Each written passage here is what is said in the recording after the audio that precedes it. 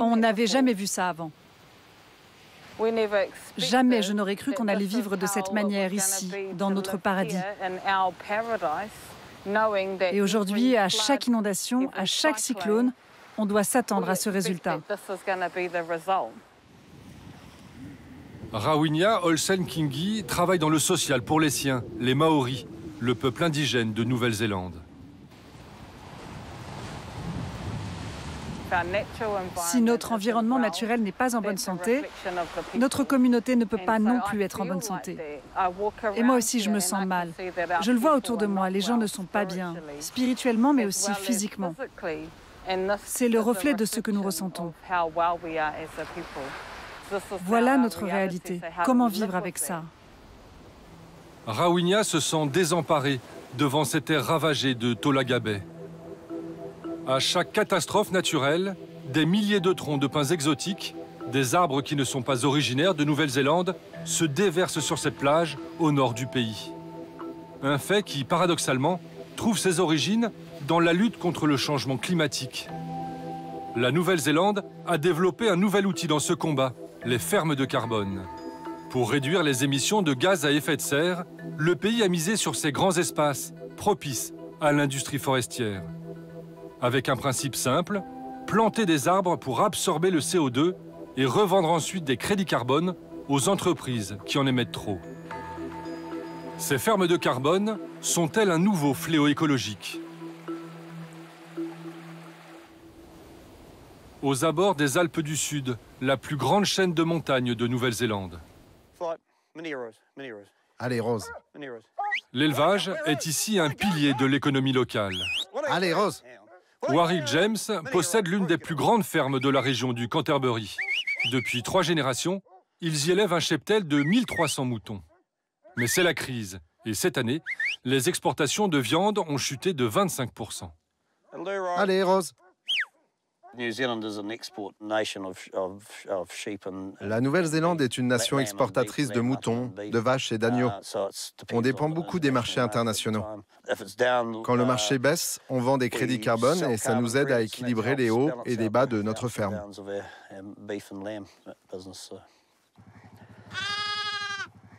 Revendre des crédits carbone pour lutter contre les fluctuations économiques.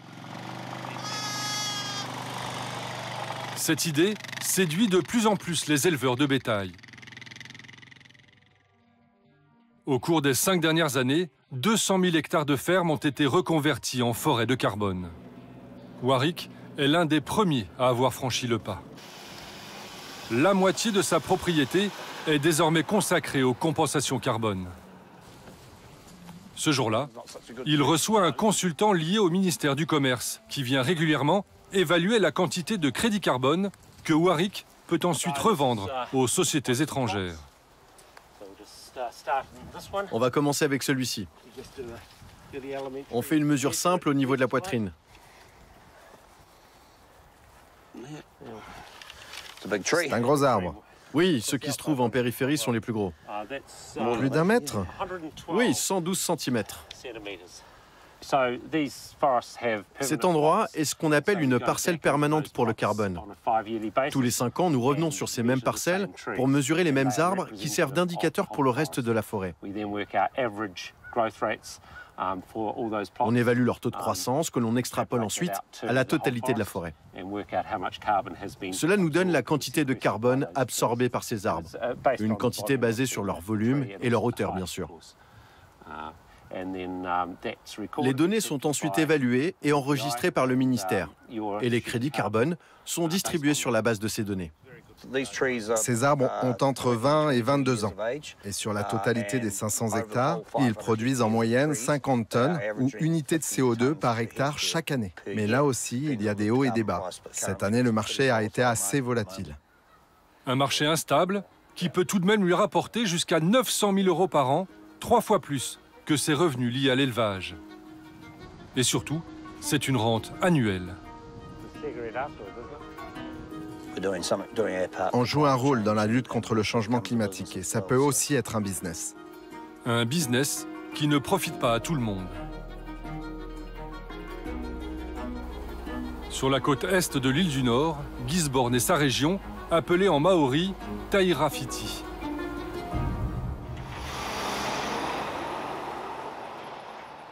Grâce aux compensations carbone, elle espère devenir le poumon du Pacifique, en même temps qu'une grande productrice de bois.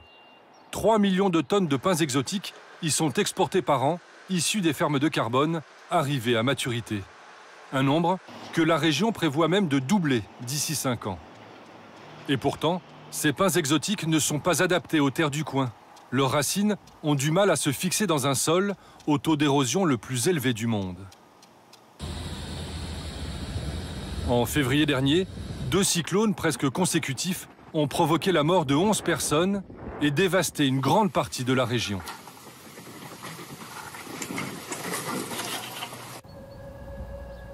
À Tolaga Bay, petite ville de 500 habitants, les forêts de carbone ont causé d'énormes dégâts.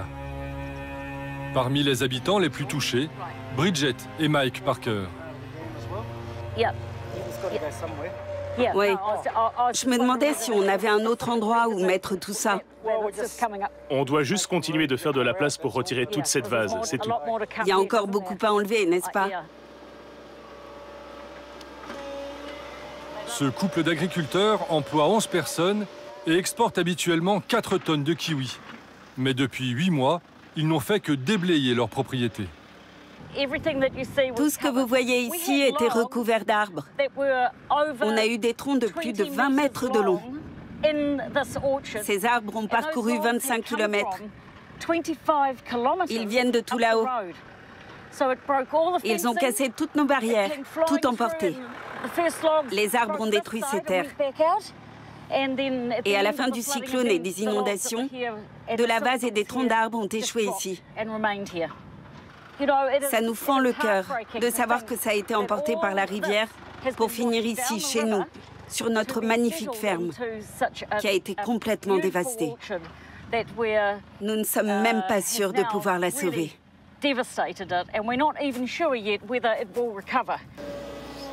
En l'espace de 5 ans, c'est la 3e fois que des arbres provenant de ces forêts dédiées au carbone saccagent leurs terres. Un fonds d'urgence de 30 millions d'euros pour toute la région a bien été mis en place par le gouvernement. Mais les indemnisations sont largement insuffisantes d'après Bridget. C'est vraiment trop injuste. Nous devons continuer d'emprunter de l'argent juste pour nettoyer ce désordre. Et nous ne pouvons même pas recommencer à travailler tant que le déblayage n'est pas fini. Notre ferme ressemble maintenant à un dépotoir. C'est un endroit qu'ils ont pollué, où ils abandonnent leurs déchets. On est tout simplement victimes de criminels. C'est notre ressenti. Plusieurs de ces compagnies forestières ont d'ailleurs été condamnées par la justice. Mais pour tenir sa promesse de 0 émission carbone d'ici à 2050, le gouvernement continue d'accorder de nouveaux permis pour planter ces pins exotiques. De nouveaux permis qui continuent d'aggraver l'érosion de ces collines. À quelques minutes de route, Bridget et Mike tiennent à nous montrer un nouveau danger qui les menace.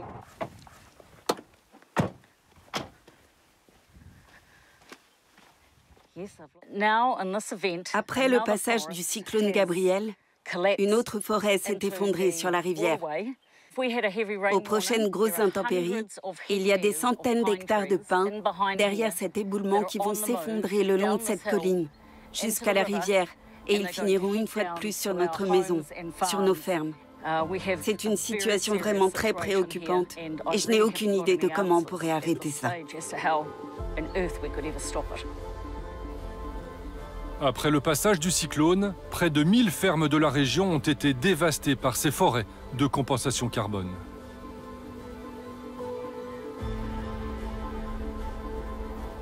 Et ce n'est pas tout.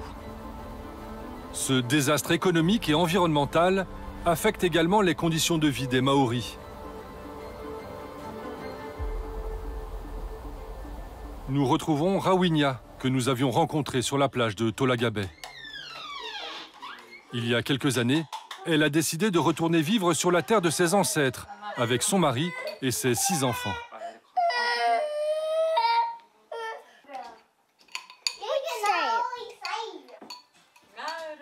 Chez elle, toute la famille parle en maori. Va préparer ton sac. Dans cette culture, la transmission est fondamentale. Tous ces enfants sont d'ailleurs scolarisés dans ce que l'on appelle ici des kuras. C'est l'heure d'y aller. Parle en maori, ma fille. Ok, on y va. Au revoir. Allez, on y va. Allez. Keriana a 6 ans et comme beaucoup d'enfants de Tolagabé, elle n'a jamais vu cette région sans ses débris. C'est ce qui me rend le plus triste. C'est devenu normal pour eux de vivre comme ça.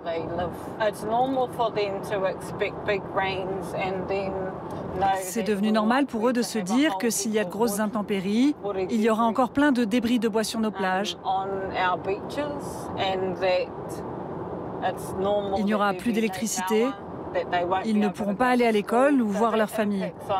Cela a un impact sur leur apprentissage, mais aussi sur leur connexion à leur environnement naturel. Dans cette école primaire, l'éducation passe par une connaissance approfondie de l'environnement.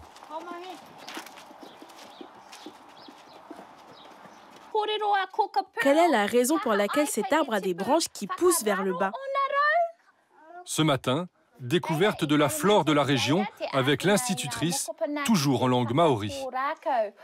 J'ai une question pour vous. Qui se souvient du nom des arbres que l'on plantait avant dans la région?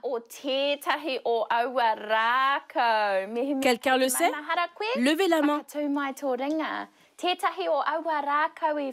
Keriana? Kofai. Kofai, super. Je vais l'écrire au tableau. Le kofai. Vous savez à quoi sert le kofai?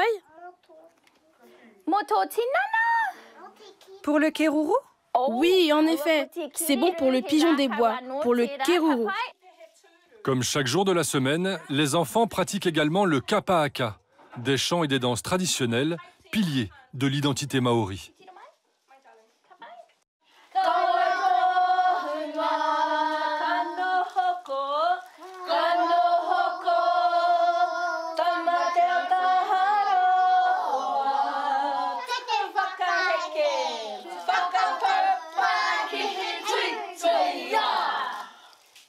Mais depuis plusieurs années, il est désormais difficile pour les professeurs d'appliquer le programme scolaire. Tanya Hunter est la principale de l'école Mangatuna, qui signifie en maori « la rivière des anguilles ». Nous sommes très limités, c'est fou. Il y a 5 ans ou 10 ans, ce que je faisais avec les élèves n'avait rien à voir avec ce que je fais aujourd'hui. Nous sommes une école rurale et maori. Ce qu'on fait ici, dans notre programme, dans notre secteur, c'est se focaliser sur ce qu'on appelle le taiao, c'est-à-dire notre environnement. Nous sommes habituellement en extérieur, à faire des activités dans nos communautés, dans notre environnement local, mais notre environnement n'est plus celui d'il y a 5 ans. Les Maoris sont intrinsèquement liés à la terre, aux rivières, à l'océan. Ça fait partie de notre histoire, de notre ADN. C'est ce qui nous définit. C'est comme si tout ça nous avait été volé. Nous ne pouvons plus proposer ces expériences aux enfants, comme tout simplement aller à la rivière. L'industrie forestière a ruiné tout cela. Je ne peux plus enseigner toutes ces choses. Ça ne peut plus être au programme. Ils ont tout détruit, pour tout le monde. En janvier dernier, des débris de bois ont même provoqué la mort d'un enfant qui jouait sur la plage.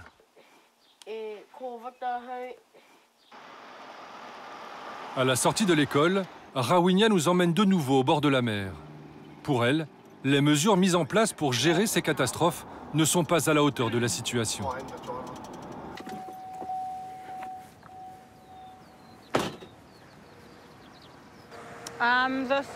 Voilà tout ce qu'il reste des forêts qui se trouvaient sur les collines plus loin. Et voici leur solution pour tout déblayer. Ramasser les débris qu'il y a sur la plage et les stocker ici, sur ce terrain, pour une durée indéterminée. Dans le passé, ils incinéraient les arbres. On en avait des piles et des piles entières qui étaient brûlées tout le long de la plage. Mais la communauté ne veut pas de cette option. Lors du dernier cyclone, 70 000 tonnes d'arbres se sont échouées sur cette côte, à l'est du pays. Mais avant même de pouvoir être déblayés, de nombreux débris finissent au fond de l'eau et menacent une grande partie des fonds marins.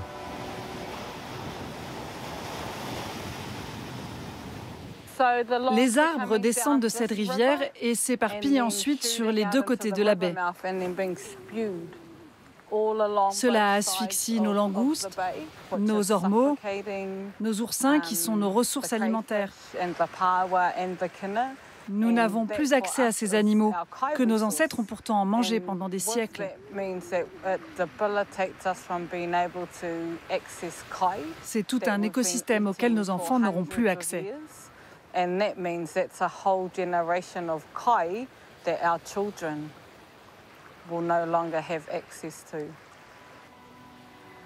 Il y a quelques mois, Rawinia a lancé une pétition auprès du gouvernement.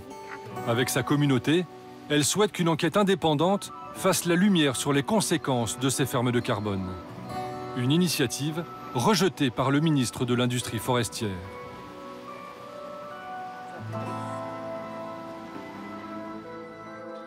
Dans ce chaos, une autre voix s'élève.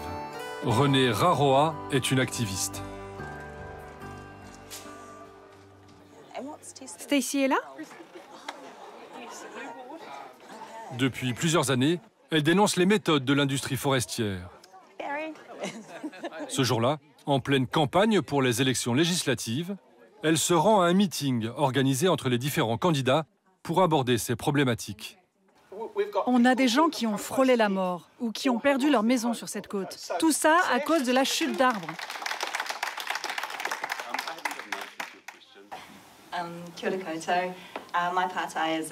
Bonjour à tous. Ma question concerne l'utilisation des terres et les compensations carbone.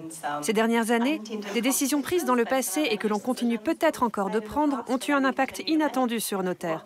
Quelle est la politique de votre parti sur les conséquences des compensations carbone? Qu'allez-vous faire pour être sûr que ces effets néfastes ne se reproduisent plus? On doit travailler ensemble au sein de notre communauté pour savoir à quoi va ressembler l'avenir de cette industrie dans notre région. Cependant, on en a aussi vraiment besoin. On ne peut pas se permettre de tourner le dos à l'industrie forestière. C'est un secteur important de notre économie locale. Énormément de gens travaillent pour cette industrie qui a reconnu elle-même qu'elle peut s'améliorer sur la question de l'environnement. Un personnel politique un peu embarrassé. Difficile de lutter contre la puissance économique des crédits carbone et de l'exportation de bois. L'année dernière, ils ont rapporté plus de 5 milliards d'euros à la Nouvelle-Zélande. Mais Renée refuse de baisser les bras.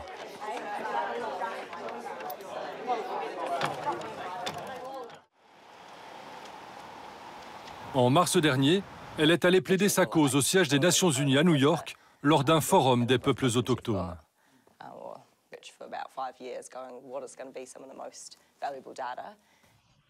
Nous nous opposons fermement au crédit carbone provenant des pins comme solution pour le climat. L'industrie des pins exotiques et le gouvernement néo-zélandais sont conjointement responsables de multiples violations des droits indigènes.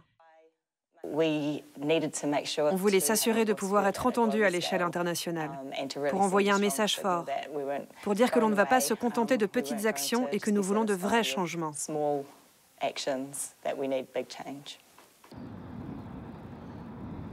Mais l'industrie forestière refuse d'être montrée du doigt. Pour ses responsables, le problème est plus complexe. À Wellington, la capitale néo-zélandaise, se trouvent les bureaux de la plus grande association de propriétaires forestiers du pays. Nous rencontrons sa directrice, Elizabeth Higg. Elle a été l'une des actrices majeures du développement des compensations carbone dans le pays. Pour elle, il faut prendre en compte la géologie unique de la côte.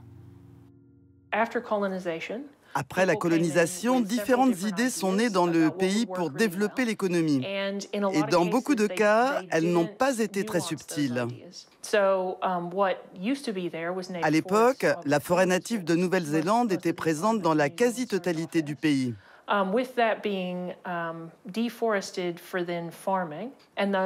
Et raser ces forêts pour développer des fermes, avec les sols très érodables de cette région, a été le pire choix qu'ils aient pu faire. Car cette déforestation a ensuite exposé ces terres à l'érosion. En 1980, après un grand cyclone, ils ont pensé qu'il fallait replanter des arbres dans cette zone. Ils ont alors choisi une espèce qui pousse rapidement pour lutter contre l'érosion, c'était le pin. Dans la région de Gisborne, ils ont planté ces pins massivement. Ils ont juste essayé un type d'arbre et dans certains endroits, ce n'est pas ce qu'il fallait faire. Pourtant, il existe d'autres façons de stocker le carbone, préserver et améliorer les forêts indigènes. C'est l'idée qu'a développée René sur les terres de son père. Tu veux y jeter un œil ?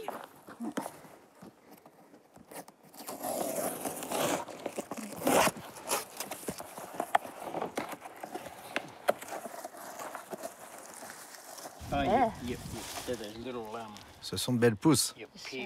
On en a déjà planté de ceux-là à l'arrière de la ferme.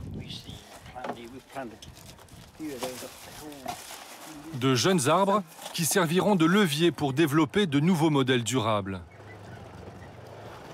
Dans un terrain de 900 hectares détenu par des Maoris, René souhaite montrer qu'un retour aux plantes indigènes reste la meilleure des solutions. Car les forêts en monoculture sont fragiles, appauvrissent les sols et ne sont pas compatibles avec la faune locale. A l'inverse, les forêts endémiques de Nouvelle-Zélande sont de vrais écosystèmes où la biodiversité peut s'épanouir. Ce matin-là, René et sa famille vont planter ces jeunes pousses d'arbres. Tu trouves un trou comme celui-ci. Et ensuite, tu appuies bien tout autour avec ta botte. Comme ça, pour que la terre prenne bien. Je peux vérifier après de toute manière. Parfait.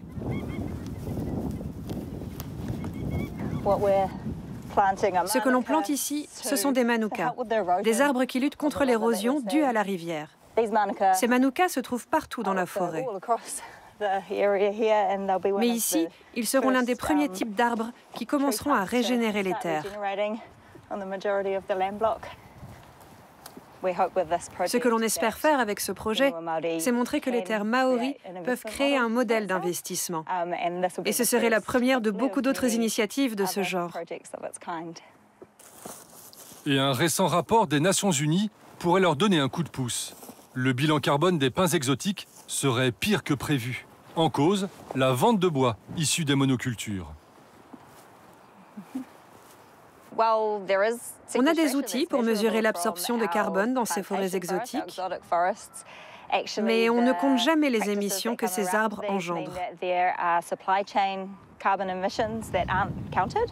La plupart de nos pins, une fois qu'ils ont été coupés, partent directement à l'étranger. Nous n'avons aucun traitement dans le pays. Et donc, ce que l'on ne compte pas, ce sont toutes les émissions liées au transport, aux chaînes d'approvisionnement et toute la production qui se passe ensuite hors du pays.